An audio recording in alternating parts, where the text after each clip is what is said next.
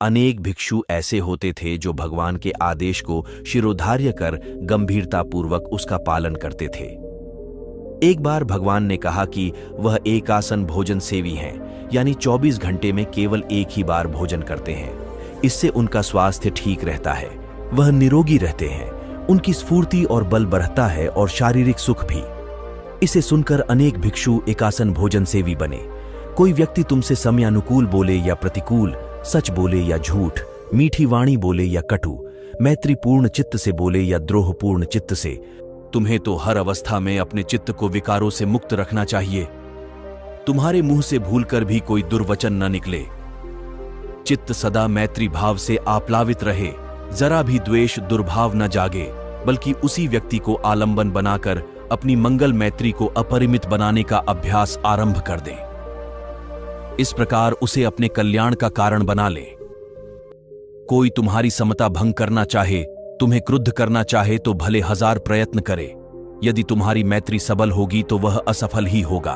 बुद्ध का अंतिम उपदेश। एक दिन भगवान बुद्ध का भद्रक नामक शिष्य कुटिया के बाहर बैठकर रोने लगा। वह बुद्ध की आसन्न मृत्यु से बहुत विचलित हो गया था।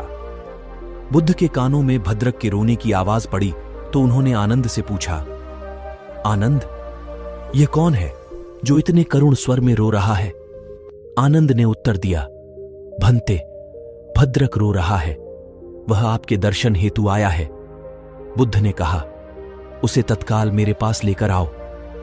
भद्रक ने जैसे ही कुटिया में प्रवेश किया, वह बुद्ध के चरणों में सिर रखकर रोने लगा। बुद्ध ने स्नेह से पूछा, क्या बात है वत्स, क्यों रो रहे हो? भद्रक बोला, भंते, जब आप हमारे साथ नहीं होंगे तब हमारा मार्गदर्शन कौन करेगा? कौन हमें अंधकार से प्रकाश तक ले जाएगा?